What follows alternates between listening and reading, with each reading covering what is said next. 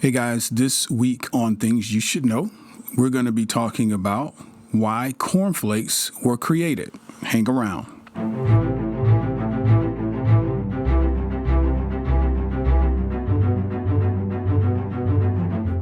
Here at Things You Should Know podcast, our focus varies from commonly asked questions like, what are the top email apps for iPhone users? Or how much does it cost to go to Disney World anyway?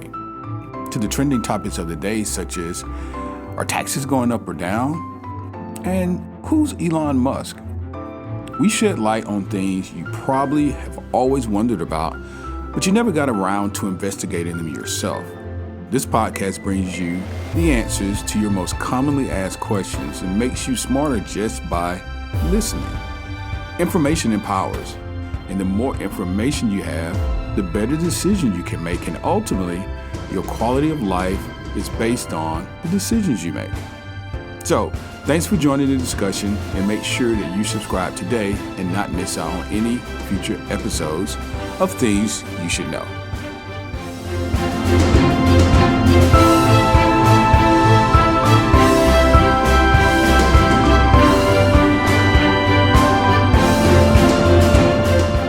Good day and welcome to the show. My name is Kelly and you have lucked upon Things You Should Know, the show that makes you smarter just by listening. Call to action is always the same. Please like, share, comment, and subscribe. Please make sure that you subscribe. And if you do like the show, please leave us a nice review. Let's get going. You would be surprised, or maybe not, at what I found out when I Googled top searches for a certain period. One of the ways that I do research for the show is I like to know what people are interested in. And Google makes that relatively easy because they keep track of what people are searching for. So they have a top list of what's, whys, hows, and whens, and these sorts of things. And right now, if you were to take a look at the numbers, the schematics say for the whys, most asked questions for why, ranked number one with a whopping average of 550,000 searches. The why is, why were cornflakes invented? Why were cornflakes invented? Now, this piqued my interest when I first saw this because as a kid, I used to eat cornflakes and probably like every other kid, didn't like it.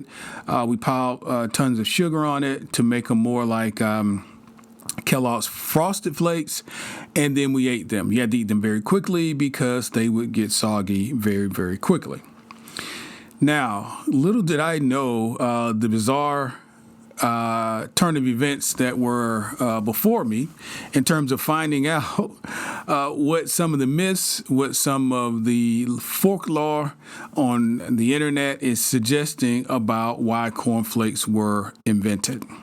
So we're going to break this down into three parts. I'm going to tell you what the internet is saying, okay? And then I'm going to tell you the second part of what the internet is saying, which I think is more true.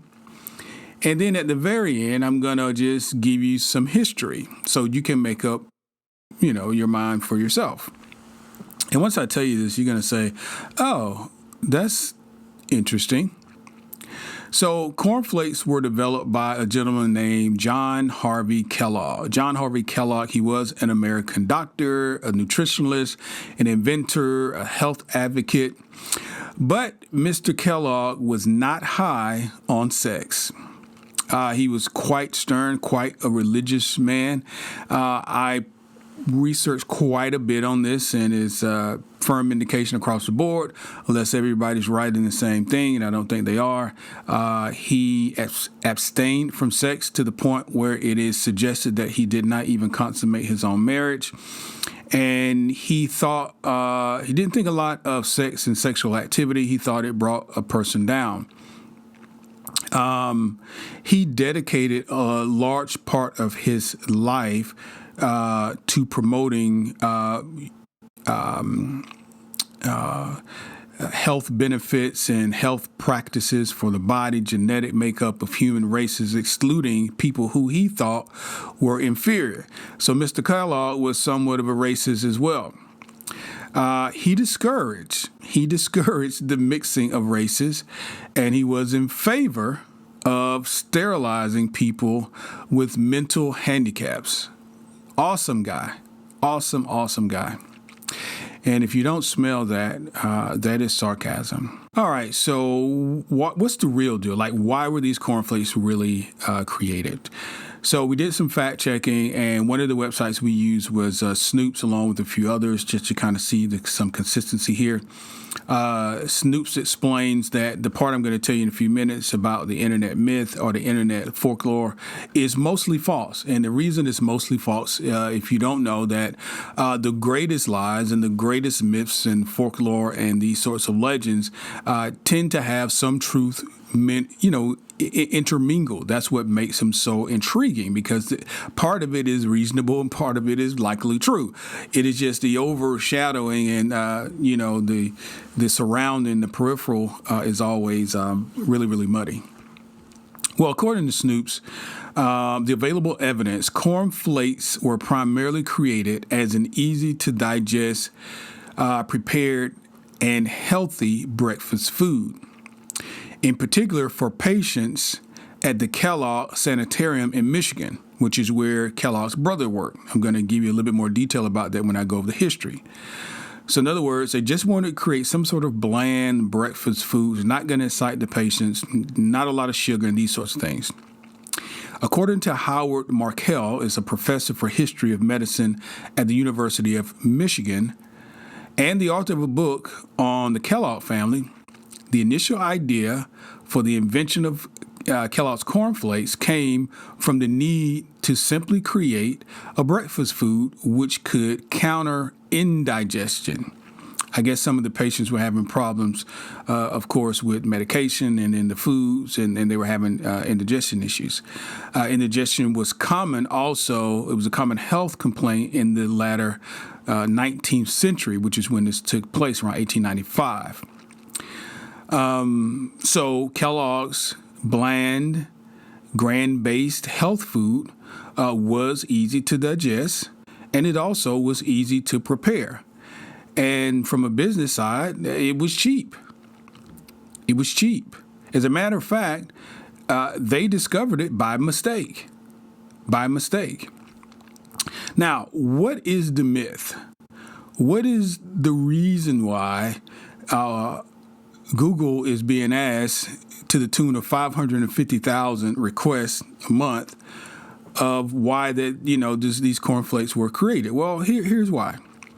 Kellogg has this predominantly backstory of being really religious and anti-sex, to the point he didn't possibly consummate his own marriage.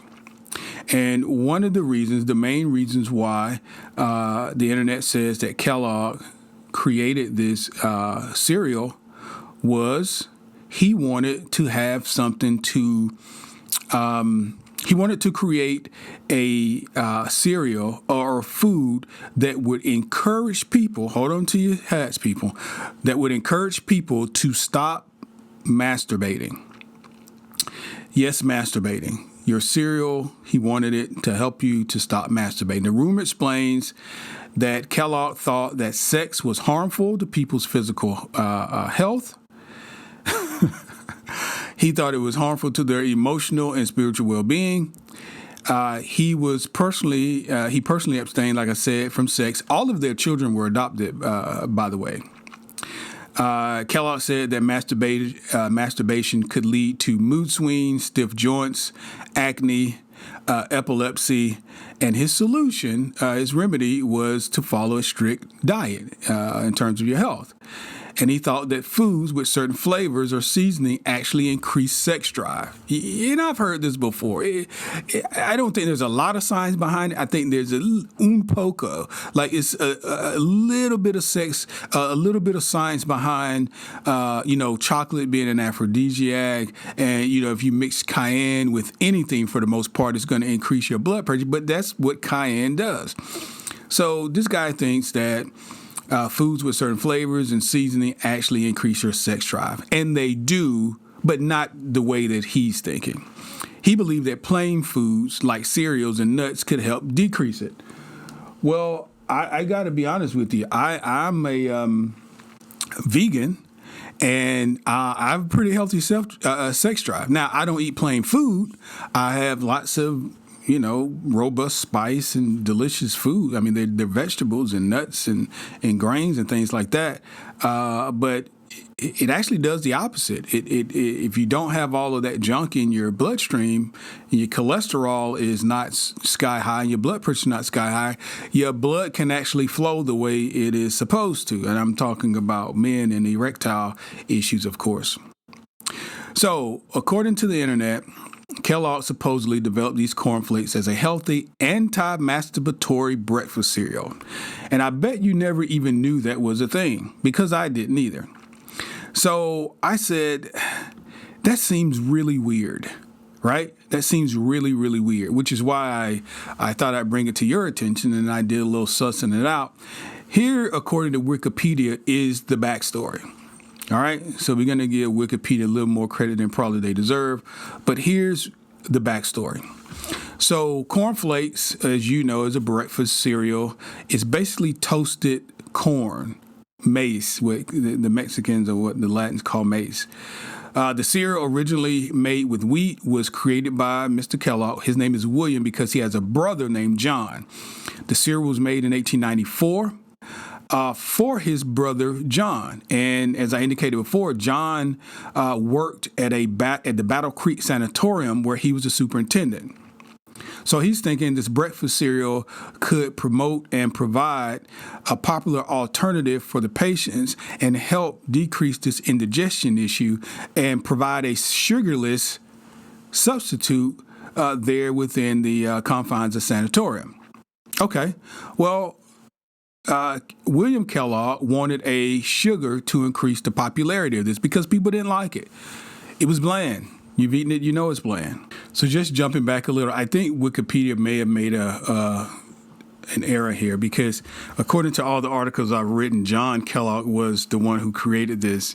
And it's got the brothers flipped around. It's saying William Kellogg created in 1894 for his brother John, who was the superintendent.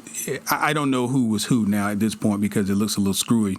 One of these Kellogg's brothers created it for the other. And the time frame, I think, is consistent. I've seen 1895. This says 1894. So we're going to go with the 1890s. So the breakfast cereal proved to be less popular with the patients because it was bland. So the Kellogg brother that works at the sanitarium wants to add sugar, which pissed John off because John's whole deal was he wanted to create something bland without the sugar because he's afraid of people getting all sexed up, evidently. And unless you're trying to stick to the facts, I think it probably was more with the indigestion, to be honest with you. I don't hesitate to say that, some folks get really, it wouldn't surprise me from a religious standpoint what anyone does, quite honestly, because they feel very empowered if they feel like God has told them to do something. And I'm not suggesting that Kellogg didn't create this cereal as an anti-masturbatory type of supplement. It just sounds so crazy, even for the 19th century. I want to believe that this was created for the purposes of helping patients who are already heavily medicated, perhaps, and possibly having issues to do with indigestion. Now, perhaps one of the side effects could be that it did promote less activity and stimulation, which, as I indicated before, some spices, some foods do create stimulation within the body. Cayenne, for example, is what I gave earlier, will increase your heart rate and your blood because it's a spice. So William Kellogg started his own company. His brother didn't approve of him putting the sugar on the flakes, so he started his own company. It's called the Kellogg Company to produce cornflakes for a wider public. A patent was granted in 1896 after a legal battle between the two brothers. Now, with the cornflakes becoming popular in a wider community, a previous patent at the sanitarium, C.W. Post, I bet you've heard of that, Post cereal, started to make rival products. Kellogg continued to experiment and various ingredients were added in different grains, etc. And in 1928, he started to manufacture what's now called Rice Krispies. It was another successful breakfast cereal. Now, there were a number of generic brands of cornflakes that were produced by a number of different manufacturers after all this kind of came to foot. The crushed flakes can be a substitute for breadcrumbs and recipes. There were a number of uses for this particular flake, for this cornflake. Now, the idea for cornflakes began by accident. This is what I was telling you earlier. The two brothers were at the sanitarium. Something took their attention. They left some of the wheat that they were preparing for their patients cooking. They left it unattended to what the article says, to deal with some pressing matters at the sanatorium. And then when they returned, they found that the wheat had gone stale. It had become very stale. But you're going to love this. Because they had a strict budget and they didn't want the food to go to waste, they decided to continue to process it and forcing it through the rollers. And what they found out, they were hoping to get a long sheet of dough, but to their surprise, what they began to get were flakes, which, of course, they toasted and fed, to the patients. Now, this happened in 1894, and immediately a patent for the flaked cereals and process of preparing same was filed. That's what it was called. Flaked cereals and process of preparing same was filed on May 31, 1895, and it was issued on April the 14th, 1896. So it took about a year to grant that patent. A couple interesting things about the flakes, the cornflakes or the flakes of grain. There were newspaper advertisements to advertise Kellogg's toasted cornflakes in the 1900s, early 20th century, around 1919. The flakes of grain, which the Kellogg brothers call granose, Granose. They were very popular among the patients. These brothers then experimented with other flakes and grains, as we talked about. And in 1906, Keith Kellogg, who served as the business manager of the sanatorium, decided to try to mass market the food. Now, at the same time, Battle Creek Toasted Cornflake Company, which sounds to me like a breakoff of the sanatorium, had added sugar to their flakes to make it more palatable for a wider audience. But this caused a rift among the two brothers. So you got one brother that liked the cornflakes the way they were, and another brother says, hey, this would be much better if we added sugar. So they're pissed off at each other. Now, in 1907, a company ran an ad. This is very interesting. Ran an ad campaign which offered a free box of cereal to any woman who winked at her grocer. Let me tell you that again. In 1907, the company ran an ad campaign which offered a free box of cereal to any woman who winked at her grocer. This was to increase the sales. In 1909, this was a special offer. This was to gain popularity for the cornflakes. At the same time, Kellogg began experimenting with new grains. I told you before that he came out with a new cereal. It's basically what we call Rice Krispies today. And these first went on sale in 1928. So if you are a Rice Krispies treat type of person, there's some history there, how your Rice Krispies came to be. Now, there's been many mascots for Kellogg's cornflakes over the years. The most popular one is a green rooster named Corny Rooster. I've never even seen Cornelius, which had been the mascot since its debut. You know what? I have. It's just a little rooster that sits on top of the C, I think, on when it says cornflakes. I haven't actually purchased cornflakes in years, so that didn't really ring a bell. Obviously, what rings a bell to us for the Frosted Flakes is Tony the Tiger. So anyway, that's why cornflakes were created. So I've given you the internet myth or the folklore, and I've given you what I think to be the more reasonable truth. There's some statistics, if you will, that support the idea of folks having issues with indigestion in that era, and I would like to think, although I could possibly be wrong, I would like to think that a person as religious as he was would still not be creating a cereal for the purposes of keeping people from masturbating. But who knows?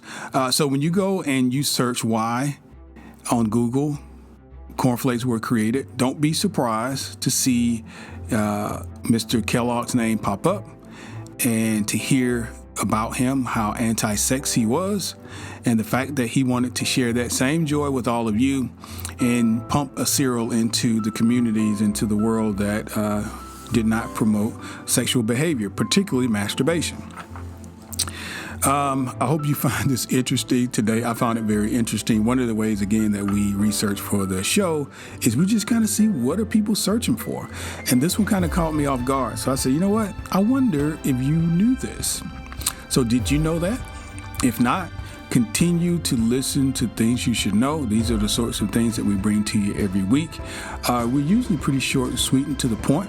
And like I said in the opening, you get smarter just by listening. This is Kelly. I'm your host. If you've not done so already, please make sure you like and subscribe. And if you want to be really, really special, give us a review and even share the link to this podcast with your friend or your associate. Thanks so much, and continue to check us out. We load a show every other day. Have a good one.